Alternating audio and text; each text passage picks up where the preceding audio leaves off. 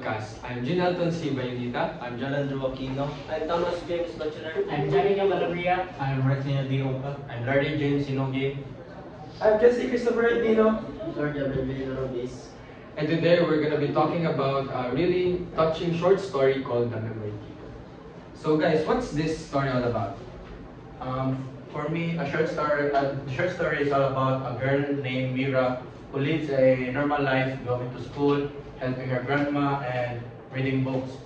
But at night, there are something strange happens. When she sleeps, she wakes up in other people's memories. At first, she thinks she's just dreaming, but she sees happy moments like a boy riding a bike for the first time, a bride dancing in the rain, but she feels so real to her. But then Mira realized something scary. After she visits these memories, the real people start to forget them. Then neighbor forgets her childhood dog. Then classmate forgets how to play piano, and Mira is the only one who remembers. So there's also one night she meets a boy named Kyle inside a memory. She tells him the truth. They are memory keepers. They are saving memories that the life world is forgetting because time is getting too busy and noisy.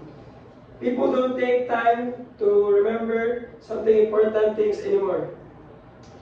When Kyle warns Mira that saving memories comes with a price, when she might start forget her own memories too, Mira noticed that she is already forgetting a small things about her own. Okay. At the end, Mira has to make a choice. Should she stop and save herself, or keep helping others and risk forgetting even more? Mira chose to keep going. She believes memories are too important to lose. So that's the end. So that's our thoughts about the movie. What about you, Anton? What can you say about the movie? So for me, this story made me think a lot. In our busy lives, it's easy to forget special moments. But stories like this remind us to slow down and treasure them. Thanks for listening today. If you enjoyed this, please don't forget to follow Janing's podcast and share your favorite memories with us. See you again. Thank you.